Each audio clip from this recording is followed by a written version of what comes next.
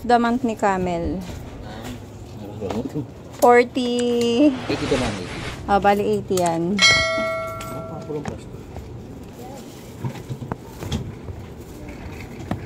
$80 codes. Kapalit ng 2 payong.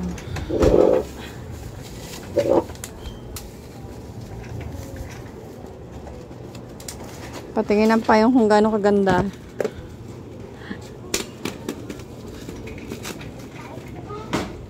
Isang pamilya? Isang pamilya.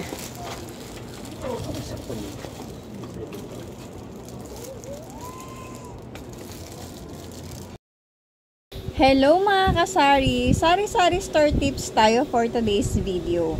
Katulad ng nabasa nyo sa title, kung may sari-sari store ka, dapat alam mo yung mga ganitong bagay. Katulad ng mga previous items, katulad nito, kung saan yan ay dagdag kita sa ating mga may tindahan.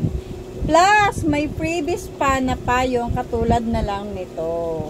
Yarn! Ngayon kasi ay araw ng ahente ko ng JTI. Tapos ito yung mga previous items na nakuha ko. Nakakuha ako ng 2 payong. Natumba nga lang yung isa.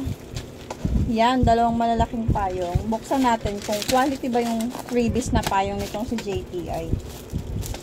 Kaso parang medyo malaki nga lang to.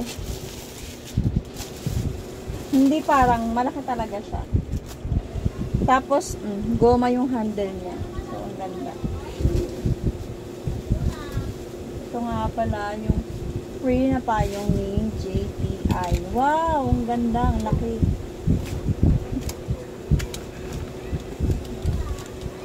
Yarn! Pakita ko sa inyo. Ang laki. Yan ang payong ni JTI. Camel. Kung paano ko nakuha tong payong na to, kapalit yan ng code ng Camel. Wait lang, itatayo ko muna ulit. Code. Yan. Pinakita ko lang sa inyo yung quality ng payong.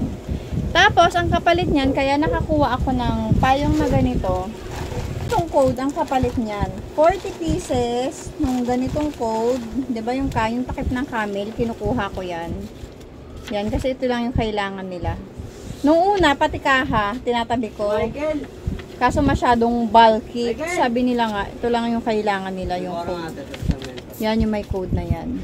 Yan. 40 na ganito, kapalit ng isang payong. So, dapat, naka-maximum sila sa 80 na ganito. 2 payong. Dapat isa lang kada isang tindahan.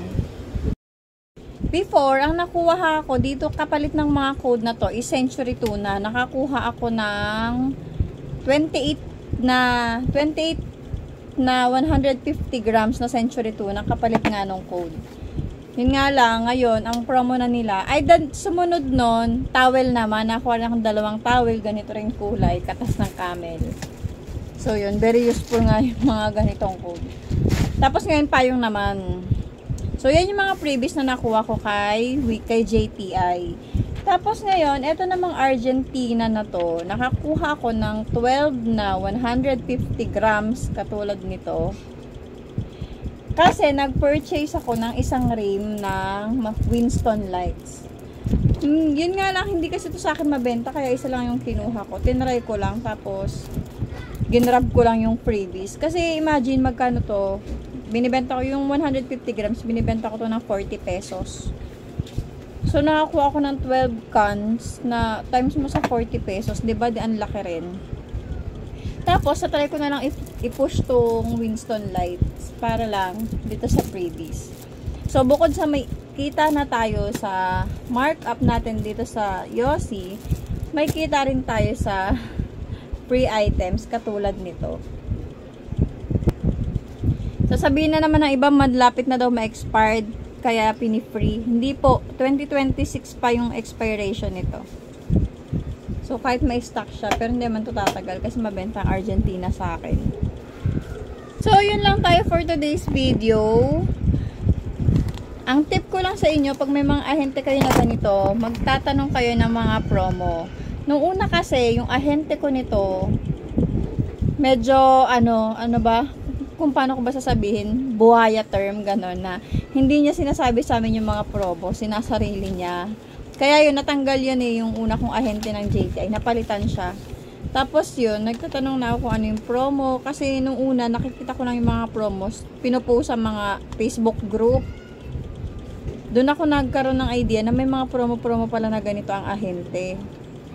Tapos yun, nung tinanong ko yung ahente ko, may promo pala na ganito ang JTI. Ba't hindi mo ko ini-inform? Tapos yun, todo paliwanag siya na kesyo. Ay, akala ko ma'am, alam mo na, ganyan. Kaya pag may ahente kayo, magtatanong kayo kung anong promo.